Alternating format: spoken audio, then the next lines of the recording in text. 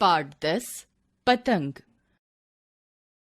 पाठ से पूर्व आसमान में इठलाती रंग बिरंगी पतंगों को देखकर बच्चों से लेकर बड़ों तक सबका मन ललचाता है। जीवन में एक बार सभी पतंग उड़ाने की कामना रखते हैं। यह मनोरंजन का साधन भी है और वैज्ञानिक प्रयोगों में सहायक भी। सबसे पहली पतंग कहां बनाई गई?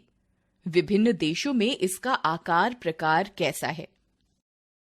आसमान में लहराती, बल खाती, उड़ती रंग बिरंगी पतंगें बहुत सुंदर लगती हैं। 15 अगस्त और मकर संक्रांति पर तो आसमान पतंगों से भर जाता है और वो काटा की ध्वनि से वातावरण गूंज उठता है। पतंग लूटने का भी अपना एक अलग ही मजा होता है। पतंग उड़ाने का प्रचलन चीन, जापान, इंग्लैंड, अमेरिका आदि प्रायः सभी देशों में है। पतंग का रूप, रंग और उड़ाने के ढंग अलग अलग हैं। इसका आविष्कार कब और कहां हुआ, इस विषय में मतभेद है। कोई चीन तो कोई यूनान को इसका जन्म स्थान मानता है। कुछ विद्वानों का मत है कि इसका आविष्कार आर्काइट्स ने ईसा से लगभग 400 वर्ष पूर्व किया था। तब तक कागज नहीं बना था।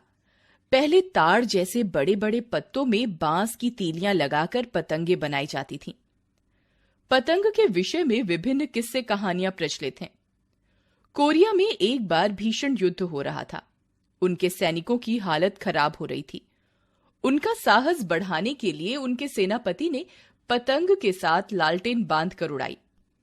सैनिकों ने आकाश में चमकती रोशनी को प्रभु का शुभ संकेत समझा। उनमें नया जोश भर गया। उन्होंने जी जान लगाकर युद्ध किया और विजय प्राप्त की। कोरिया में माताएं पतंगों पर अपने बच्चों के नाम के साथ उनकी इच्छाएं भी लिखती हैं। उनका विश्वास है कि जब पतंग आसमान में उड़ती है तो देवदूत उनकी इच्छाएं पढ़कर पूरी कर देते हैं। अमेरिका के वॉशिंगटन शहर में सन 1830 में एक पतंग प्रदर्शनी लगाई गई थी। वहां अनेक देशों की पतंगों का प्रदर्शन हुआ था।